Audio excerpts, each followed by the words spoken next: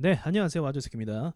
자, 오늘은 재밌는 관찰을 한번 해보도록 할게요. 과거 한때 일본 증시가 이제 플라자 합의 이후로 박살이 났을 때, 한참 오르다가 박살 났을 때, 그때의 차트와 그리고 미국의 다우지수와 현재 다우지수와의 좀 비교 상태를 한번 해보도록 할게요. 자, 먼저 공통점은 이제 보면서 말씀을 드릴 텐데, 둘 다 차트상의 공통점은 5년 안에 자산 가치가 4배나 상승했고, 그리고 또 공통점은 고점대에서 외부적인 영향으로 인해서 증권 자산이 붕괴됐다라는 거. 또 기술적 반등도 나왔다. 그냥 무너진 게 아니라 나왔다. 이 부분에 한번 초점을 맞춰서 이야기를 해보도록 할게요. 자, 먼저 일본의 증시 차트입니다. 자, 일본의 증시 차트인데요. 단기간에 이제 한 1985년도 부근을 뭐 1200 정도로 잡아놨을 때 1000에서 1200 정도로 잡아놨을 때 고점까지 약 4만 포인트 정도까지 갔었네요. 11,814. 오케이. 그럼 이제 대략적으로 한 4배 정도 가까이 올랐다라고 볼 수가 있겠죠. 자, 그럼 여기서 우리가 먼저 봐야 될 게 어떤 부분이냐면 이거는 개별 종목이 아니라 한 나라의 증권 자산이라는 점을 우리가 기억해야겠죠. 그렇다는 것은 이 일본 안에 들어가 있는 모든 기업들의 매출과 가치가 상승했다라는 거예요. 근데 이게 100%막 거품이다라고 얘기할 수 없는 부분은 물론 거품이긴 하지만 실제로 당시에 소니라든지 일본의 그 전자제품이나 또는 부동산이나 이런 기업들의 시장 점유율이 그러니까 시장 매출이 이런 것들이 굉장히 높았습니다. 정말 잘 살았어요 일본이. 부동산도 그래서 엄청나게 폭등을 했죠. 그래서 어떻게 보면 거품 경제, 거품 부동산의 대표적인 계속 사례로 이야기가 되기도 합니다. 자, 근데 이제 어느 순간 기점으로 계속적인 상승은 있을 수가 없는 법이에요. 어느 순간에 기점을 통해서 그래서 4년 동안 올랐으면 꽤 긴 시간 동안 계속 막 호황을 누렸겠죠. 폭락했을 때의 모습을 좀 보시자면 일단 속도가 폭락은 항상 모든 게 다 그런데 굉장히 속도가 빨라요. 과열된 거품이 꺼지는 순간에 이 투자자들의 심리가 한순간에 꺾여요. 여러분 주식 해보셔서 아시겠지만 이게 오늘 수익 나면은 막 기분 좋아요. 그죠? 기분 좋고 막 뭐 20% 상승 중이네 뭐 이렇게 기분 좋은데 갑자기 다음날 뭐 15%가 마이너스가 난다. 갑자기 급등 중 그렇잖아요. 그럼 심리가 막 꺾여요 막. 그럼 사람이 한순간에 바뀝니다. 주식이라는 게 그래요. 이제 지금 상승장이라서 수익이 나니까 안 봐도 비디오죠. 이제 뭣도 모르고 투자한 사람들은 수익 나니까 이제 어깨가 막 올라가면서 아 주식 뭐 별거 아니네 이렇게 막 기세가 등등할 거예요 막. 근데 그거 한순간이에요. 장세가 한번 꺾이는 순간에 그 매도 심리라는 게 내 안에 깊숙이 숨겨놨던 그 매도 심리가 발동하면서 굉장히 빠른 속도로 자산이 그 붕괴가 됩니다. 근데 참 웃긴 것은 그 와중에 기술적 분석이란다. 기술적 반등이라는 것도 여전히 존재한다. 그죠? 그래서 기술적 반등이 일본 증시 같은 경우는 22% 정도 나왔네요. 22% 정도. 그리고 나서 다시 밀리기 시작했고요. 그럼 최초 밀리기 시작한 시점부터를 한번 보도록 할게요. 밀리기 시작한 고점에서부터 최초 하락까지 마이너스 30 정도 빠졌네요. 그리고 나서 20% 정도 반등하고 그 다음에 추가적인 하락이 이게 진짜죠. 이게 진짜예요. 이 진짜 하락이 나왔을 때 또 한 번 마이너스 30% 정도 그리고 보합을 간 다음에 경계가 침체가 되면서 점진적 하락 제가 말했었던 점진적 하락이 나오면서 결국은 거의 제자리 근방으로 가버리는 이런 형태의 버블 자산이 꺼지는 상황이 발생한다라는 겁니다.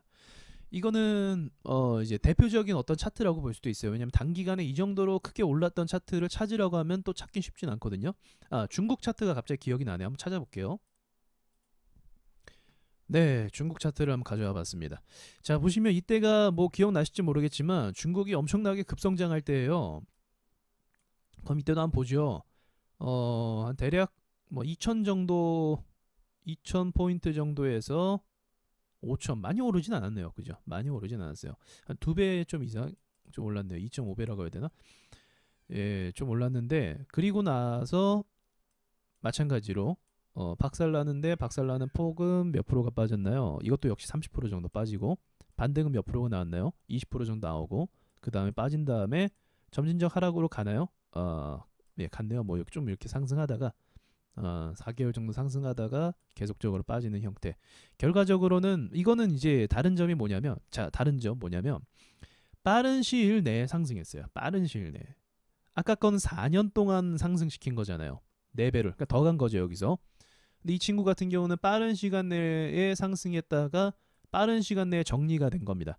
즉 4년이란 기간 동안 상승했다고 한다면 침체가 몇 년이 가냐? 4년 정도 더 간다라는 거죠. 침체가. 자, 그럼 이제 나스닥을 한번 보도록 하죠. 나스닥이 아니라 이제 다우를 보도록 하죠. 자, 우리 다우 지수도 최근 5년 기준으로 보면 2015년도 기준을 잡아야겠죠. 2015년도 부근이 12,000, 14,000 맞죠? 예, 12,000, 14,000 이렇게 포인트 기준으로 본다고 한다면 뭐 4배까지는 아니네요. 4배까지는 아니지만 뭐 만 정도까지도 잡아 봤을 때 예, 지금 거진 상승한 가격대가 3배 정도 올랐네요. 그러니까 이 친구도 사실은 이전부터 따지면 더 많이 오르긴 했지만 이 정도 기간을 놓고 봤을 때 아까 전에 일본과 비교했을 때 그 거품 정도가 거의 뭐 비슷하다라고 볼 수가 있겠죠. 100% 완전 똑같지는 않더라도 이 정도의 거품이 꼈을 때 그럼 이제 하락하는 폭을 또 계산해 보죠. 아까 중국과 일본 같은 경우는 마찬가지로 30 정도가 빠졌어요. 네, 우리 미국 지수는 38% 정도가 빠졌고 반등은 또 얼마 나왔는지 보죠. 반등은 30% 정도가 나왔네요. 그러니까 빠진 게 조금 더 빠진 것 같고 그리고 반등은 10% 정도가 더 상승한 걸로 보여집니다. 굉장히 크게 오르기도 했네요. 지금까지. 자, 그러면 이전에 왔었던 그런 시나리오를 대입해보자라고 한다면 그게 중요하겠죠. 대입해보자라고 한다면 단기간에 증시가 아까 중국 같은 경우도 2배 이상 뛰었을 때 무너지는 속도가 굉장히 빨랐다라는 거죠. 지금 현재 미국 증시가 외부적인 악재에 의해서 주가가 큰 폭으로 하락했는데 이 하락하고 나서 추가적인 하락을 또 예상해 본다고 한다면 공통점으로는 빠진 만큼 또 빠진다라는 어떤 공식이 또 있기도 한데 그렇게 된다라고 한다면 또 30%가 지금 현재 위치에서 빠진다라고 한다면 네, 한 요 정도 위치가 될 수도 있겠네요. 그리고 나서 차트가 이제 경기가 안 좋아지면서 계속적으로 무너지는 형태로 갈 수가 있겠네요. 자, 분명한 건 뭐냐면 분명한 건 우리 코스닥 종목의 바이오주나 일반 뭐 조그만한 시가총액 1,000억 미만 주식들은 오를 때도 실체가 없어요. 사실은 오를 때도. 그러니까 오를 때 뭐 어떤 걸 개발했다더라, 어떤 회사 뭐 뭔가를 맺었다더라, 뭐 인수합병을 한다더라 이런 식으로 해서 막 300%, 400% 오르기도 하죠. 얼마 전에 있었던 건 구글 제지의 그 뭐죠? 네, 나노 기술 관련된 거. 자, 그런 게 이제 이슈가 받으면 오르는데 개별 종목은 실제로 그걸로 인해서 매출이 안 나오는 경우가 굉장히 많아요. 굉장히 많습니다. 개별 종목들은. 자, 그러니까 무슨 말이냐면 예를 들어서 LB 세미콘이 뭐 BTS 관련주로 해서 막 상승을 한다라고 하지만 실제로 이 회사가 그로 인해서 매출이 늘어나는 경우가 거의 없다라는 거죠. 우리 실제로 얼마 전에 이제 모나미 회사가 일본 불매 운동 관련해서 이제 일본산 볼펜을 쓰지 않겠다. 그래서 모나미 우리 자국 회사의 볼펜을 쓰겠다. 뭐 그 외에 쌍방울이나 카스나 이런 자국 용품들 있잖아요. 그래서 이제 불매 운동이 일어나고 그런 자국 상품을 사용했을 때의 매출이 얼마나 늘어났냐를 봤을 때 실제적으로 그렇게 큰 차이를 가져오진 않았다라는 거죠. 그러나 그러한 기대감과 그러한 이슈나 테마를 통해서 상승한다라는 거죠. 실제로는 그런 가치가 반영이 안 돼서 원래 주가 자리로 돌아올 수밖에 없는 상황인 거고요. 임상실험이나 바이오도 마찬가지예요. 바이오도 다 약이 개발이 되고 나서의 전제를 하는 주가이기 때문에 그 시간이 오래 걸리고 임상실험이 실패하면 제자리로 온다라는 겁니다. 그래서 개별 종목들은 상승할 때 이런 기대치만으로 상승할 수가 있는데 그리고 결국은 꺼져버리는데 증시는 어떤 것 때문에 오른다? 실제적인 기업의 매출 때문에 오릅니다. 그러니까 이런 소형주들, 방금 얘기했던 모나미나 이런 회사들 때문에 증시가 막 오르진 않아요. 실제로 증시를 끌어올릴 만한 시가총액이 큰 삼성전자 같은 회사들의 매출이 늘어나야 한국 증시도 오른다라는 거죠. 이 부분이 뭐 대표적이죠.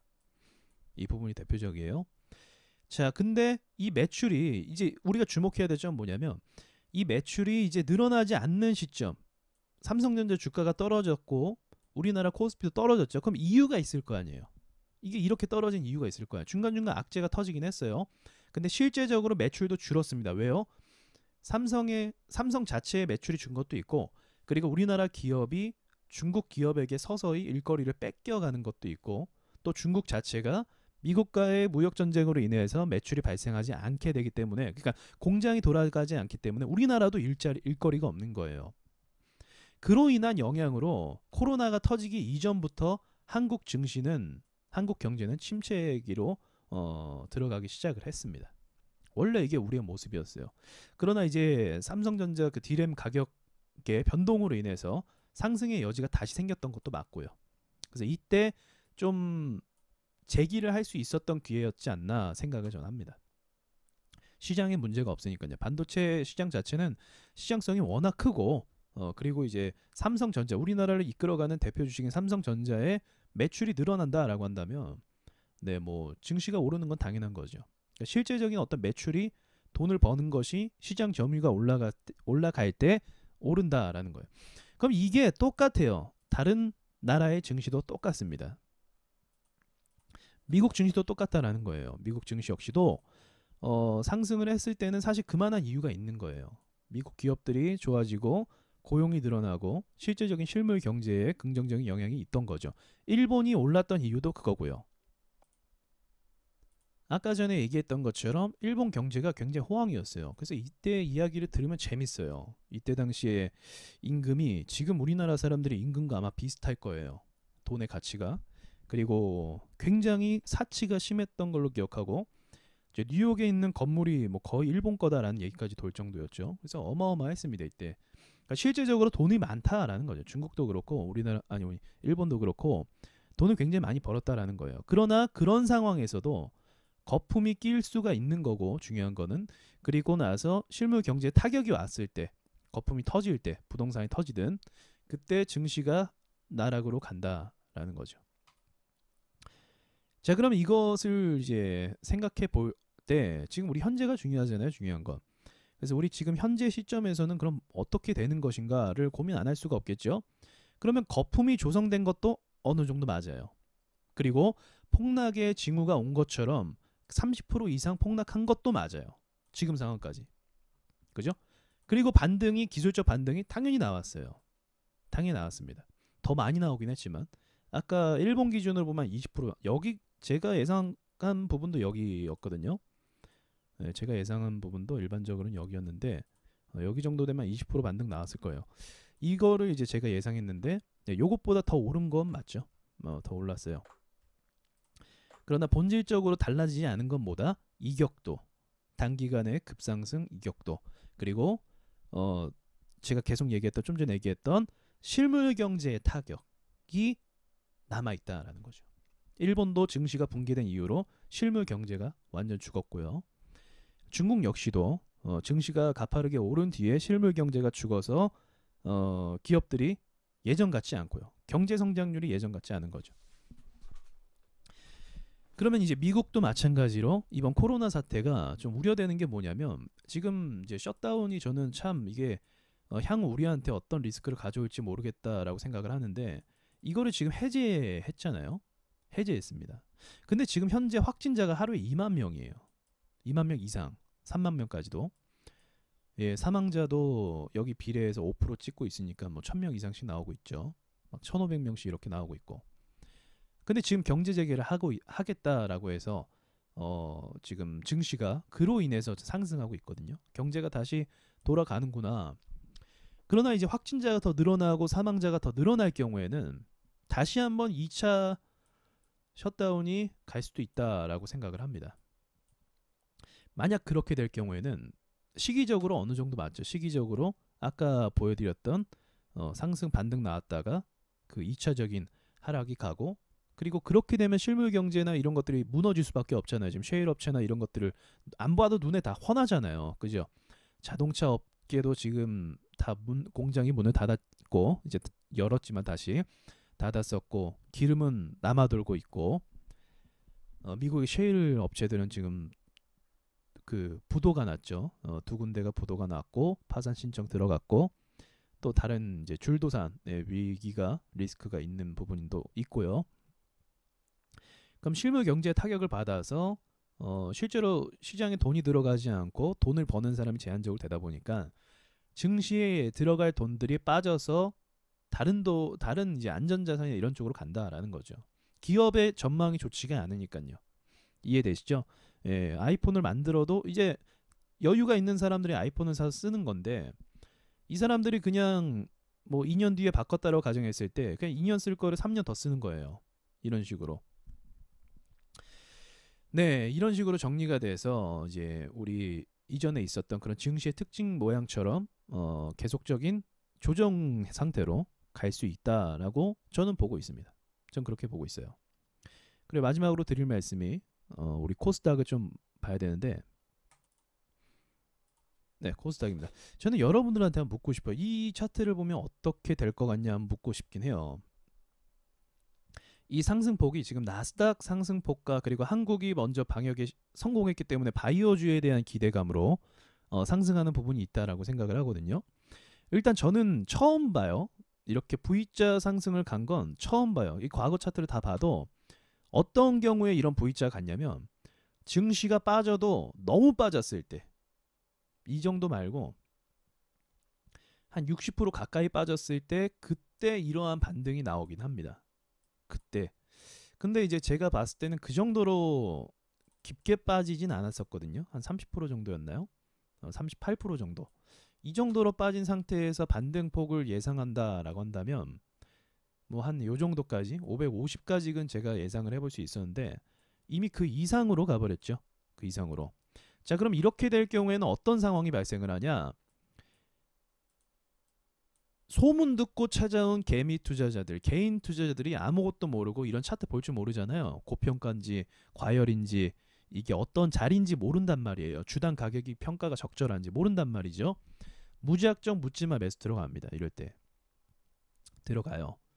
예, 사람들이 소문 듣고 이제 막 찾아옵니다. V자 반등이 나오면 그때가 죽음이죠. 이제 이건 다음 시간에 한번 얘기를 해볼게요. 부동산과 비교를 해서 그때가 죽음이라는 거예요. 그래서 이제 저는 코스닥이 기본적으로 조정폭이 540까지는 간다라고 보고 있어요. 기본적인 조정폭으로는 540까지는 조정이 충분히 간다라고 봅니다. 그럼 지금부터 빠지면 540이면 한 14, 15 정도 빠지겠네요. 근데 그렇다고 당장 빠질 것 같지는 않고, 그러니까 이제 뭐 일주일 만에 막 쭉 이렇게 가는 건 아니고, 얘가 그래도 올라온 속도가 너무 빠르기 때문에 어느 정도 속도감 있게 조정은 될 거라고 보고 있어요. 그렇다라고 해서 뭐 한 방에 그 전처럼 코로나 사태처럼 쭉쭉 빠지진 않고요. 다만 이제 제가 우려하는 게 이제 미국의 그 경제 재개예요. 어쩔 수 없는 거죠. 근데 당장 일을 해야 먹고 살잖아요. 미국 사람들 입장에서는. 그럼 대통령이 그걸 해제해 줘야 되잖아요. 그거 안 해주면 어떻게 돼요? 폭동이 일어나고 당장 먹을 게 없으니까 불만 쌓이고, 그죠? 지지율 떨어질 수도 있겠죠. 그러니까 참 난감한 거예요. 근데 어쨌든 경제를 재개하겠다고 한 거죠. 약속된 그 시점에 5월 초에 와서. 네, 그래서 그로 인해서 감염이 더 확진이 된다라고 한다면, 일단 여행은 절대 안 갈 거예요, 사람들. 확진이 된다라고 한다면 이건 굉장한, 추가적으로 만약에 셧다운이 또 조치가 걸린다라고 하면 아마도 제 생각에는 우리 이전에 빠졌던 그 속도만큼 또 빠질 거라고 보고 있습니다. 이전에 빠졌던 그 속도만큼 증시가 또 빠질 것이다 라고 보고 있어요.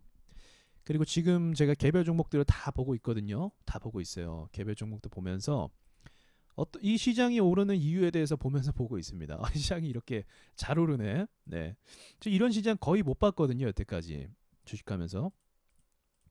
이렇게 코스닥이 이게 말 잘 듣는 종목일 줄은 몰랐어요. 이게 뭐 기가 막히게 뭐 반등 나와야 되는 데서 100%다 나오고 있어요. 너 나와야지 하면 나오고 있다니까요, 반등이. 그러니까 그 정도로 너무 쉬운 시장이에요. 그러니까 이게 어떻게 보면 초짜들한테는 되게 위험한 거죠. 왜냐면 그냥 뭐랄까요? 그냥 물 타면 수익 나니까. 예, 물 타면 수익 나니까. 오늘도 굉장히 많은 종목들이 올랐어요. 그러니까 대북주도 아마 처음 주식하는 분들한테는 굉장히 매력적인 주실 거예요. 왜냐하면 북한의 어떤 그 잠재력, 북한과 지금 현 정권과 북한 간의 관계 이런 걸 봤을 때 시너지 효과, 뭐 북한의 인력이 어떻고 이런 것들을 막 대충 검색해 보면 아주 환상적이라는 거죠. 그래서 이 대북주 얘기를 들으면 아마 굉장히 기대가 될 겁니다. 와, 이 대북주가 되면 몇 배가 갈까 막 이런 식으로 예전에 얼마나 올랐으니까 이번에도 오르면 막 몇 프로 먹을 수 있겠다 뭐 이런 생각 할 거란 말이에요. 다 뻥인 거 아시죠? 근데 제가 들은 얘기인데 비하하는 건 아니에요. 한국 사람 1명 일할 거 북한 사람 3명 붙여야 된다고 합니다. 공장 돌리려면. 왜 그러냐면 북한 사람들 자체는 그 공산주의잖아요. 똑같이 일한 만 아니 누가 많이 일하든 똑같이 받는 형태예요. 그래서 기본적으로 경쟁 의식이 이런 게 없어요. 예. 그리고 1등, 2등 이런 것도 없어요. 예, 거기에 대한 이야기를 제가 들었기 때문에. 그래서 실제로 북한과 경협을 해서 사업을 한다면 효율이 안 나올 수 있을 가능성이 굉장히 높습니다. 네. 그래서 그런 부분도 이제 현실적인 부분도 있는데 뭐 상관없죠. 뭐 주식은 어차피 뭐 다 환상을 씌워주잖아요, 우리한테. 그래서 이런 것들이 이제 자세를 잡는 거 보면은 말이 길어지네요. 결과만 말씀드릴게요. 지금 주목받는 있는 주식들 이런 것들 실제로 매출을 발생시킬 만한 재료들이 아니에요. 아닙니다. 바이오주들도 이제 착각하시면 안 되는 게 바이오주들도 시장에서 많이 주목을 받고 있죠. 뭐가 있나요? 오늘은 마니커가 또 올랐었고 파밀셀 이런 거 얘기해 볼 수 있겠네요. 오케이.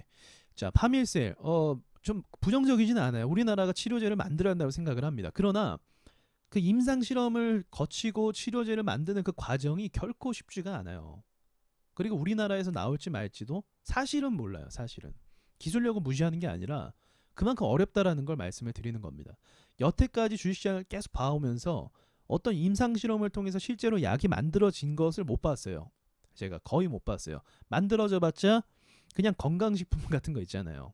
정말 중요한 어떤 중추 치료, 그러니까 뭐 뇌졸중이라든지 치매라든지 또는 뭐 중요한 뭐 중증 질환 있잖아요. 그런 치료약이 만들어졌다라는 걸 아직은 못 봤어요. 아직은 여러분들 봤다면 뉴스에 나왔겠죠. 제 말은 뭔 말이냐면 쉽지 않다라는 거예요. 근데 그 쉽지 않은 가능성에 베팅을 하는 거죠. 많은 사람들이. 그죠? 이 파밀세도 그렇고 그 쉽지 않은 가능성에 투자를 한다라는 겁니다. 투자는 자신의 몫이긴 하지만 이전에도 파밀셀이 이슈가 없었겠습니까? 네, 뭐 네이처셀은 없었겠어요. 줄기세포 어쩌고저쩌고 하면서. 네, 신라젠도 뭐 다 있었죠. 다 있었어요. 근데 그런 모든 기대를 받았던 거의 확실하다고 얘기했던 것들 모든 것들이 다 삼상에서 거절나는 경우가 굉장히 많았어요. 그런 거 봤을 때 이러한 상승 같은 경우는 다르다라는 거죠. 우리가 일반적으로 생각하는 상식 범위 안에 있는 상승, 회사의 가치가 높아지고 매출이 늘어나고 실제로 뭐 투자 설비 늘려서 뭐 가동되는 공장이 더 늘려나가고 이런 개념의 상승은 아니다라는 다르다라는 거죠. 근데 지금 상승하는 전반적인 모든 종목들이 그래요. 오늘은 저기 이제 그 마니커, 하림 이런 종목들이 주목받았죠. 얘네도 예전에 모아둔 애들이죠. 돼지열병 때 다 상승했던 애들이에요. 그래서 실제로 매출이 늘었나요? 아닐 거예요. 아닐 거예요. 그리고 초록뱀 이런 애들도 또 뭐죠? 이거 엔터 산업주인데 이제 뭐 중국으로 진출하네 마네 이런 얘기를 하고 있잖아요. 그죠? 근데 실제로 진출했습니까?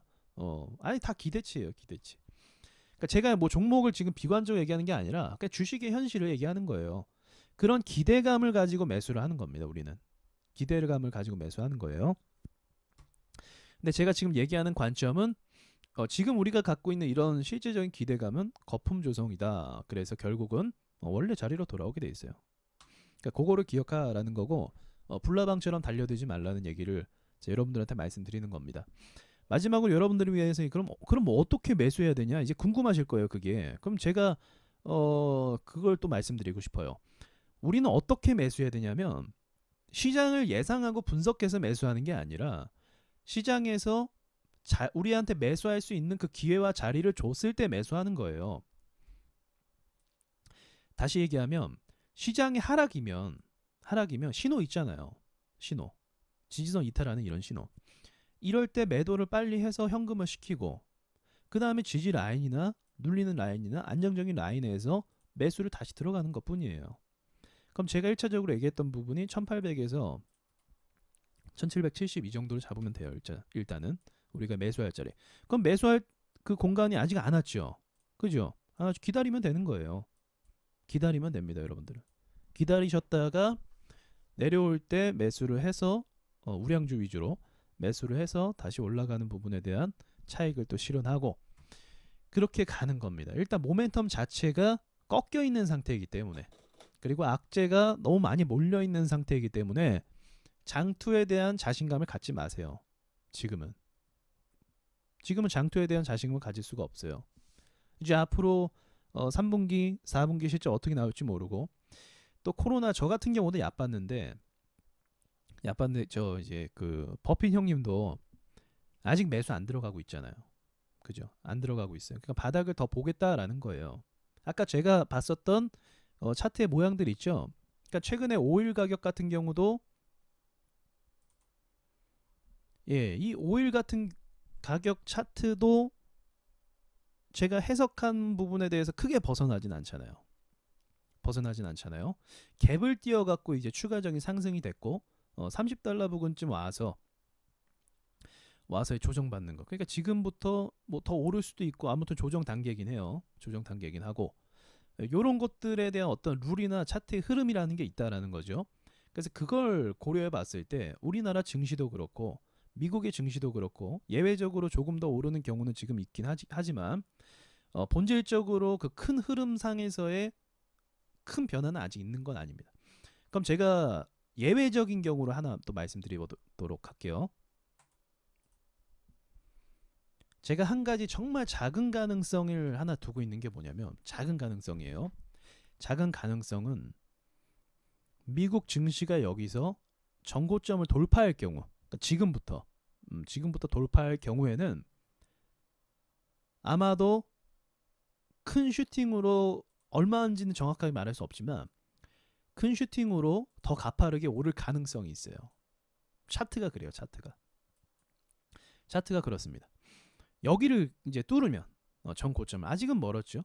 아직은 멀었는데 여길 뚫으면 더 가파른 속도로 더 빠른 속도로 올라갈 가능성이 있어요. 그때는 적지 않게 올라갈 거예요. 아무튼 올라가게 되면 적지 않게 올라갑니다. 그리고 나서 어디까지 내려오냐? 제가 여기 선 그은 데 있죠. 여기 더 밑으로 이렇게 쭉 내려올 거예요. 이 차트만 놓고 봤을 때는 1400까지 내려오겠네요. 차트만 놓고 봤을 때는 그런 원리가 적용이 아마도 될 거라고 저는 보고 있습니다.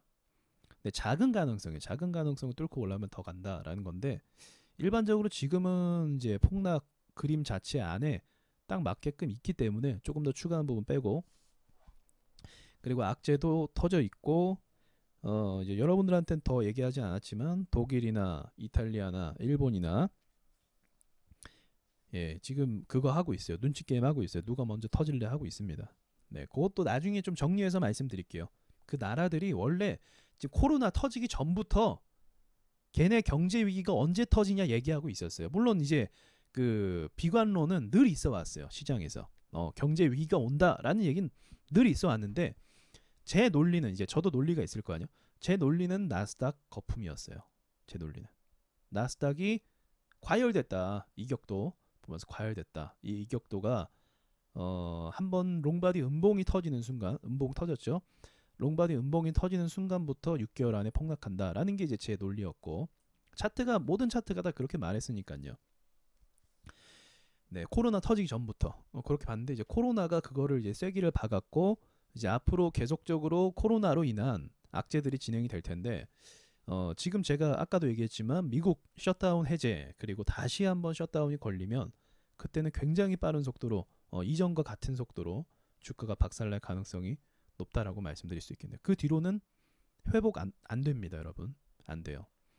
그러니까 무슨 말이냐면 여기 최저점까지 여기 떨어졌었죠. 꼬리 아래. 여기 밑으로 한 번 더 미는 순간 이 위로 이제 다시 못 올라요.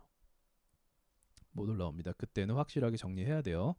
오일도 마찬가지고, 오일 같은 경우도 지금 당장은 말씀드렸던 것처럼 20 안팎으로 놀아야 되는 가격 범주 안에 있고, 20을 이탈, 20달러 이탈하면 16달러 이렇게 가는데, 근데 이거 좀 의미 없는 게 뭐냐면 우리나라 원유 상품을 투자할 게 없어요. 예, 이거 움직이는 대로 수익률 안 나와주기 때문에 별 의미가 없네요. 이제 말하는 거 그냥 이제 흐름만 얘기할게요. 원유 같은 경우는 또 궁금해하시는 분들이 있을 수도 있는데, 비트코인도 말씀드리자면 지금 조정받아야 되는 자리예요. 조정받아야 되는 자리고, 이제 근데 움직임을 더 보면서 가야 되긴 하는데 지금은 뚫을 기세이기도 해요. 근데 여기서 만약 뚫으면 이제 조정은 받긴 받을 거거든요. 여기서 뚫을 경우에는 조정폭이 이제 약해질 거라고 보고 있거든요. 약해질 거다. 그러면 그 뒤로부터는 이제 이 가격을 지키면서 갈 가능성이 높아져요. 그러면 이제 차후에 차트가 만들어지는 걸 보고 제가 매수해야 될 가격대를 좀 다시 한번 말씀을 드려보도록 할게요. 너무 조급하게 볼 필요는 없어요. 어차피 비트코인도 느리잖아요, 속도가. 그죠? 얘가 지금 거의 뭐 1년 동안 큰 범위긴 하지만 1년 동안 큰 상승도 있었지만 결국은 뭐 매일매일 움직인 건 아니고 3개월, 2개월 이렇게 한 번씩 움직였으니까 지금도 그런 거고, 또 큰 폭으로 어떤 변화가 있을 때 그때 매수해도 충분히 매력이 있는 자산이라고 생각을 합니다. 자, 오늘도 좀 말이 길었네요. 자, 이상 마치도록 하겠습니다.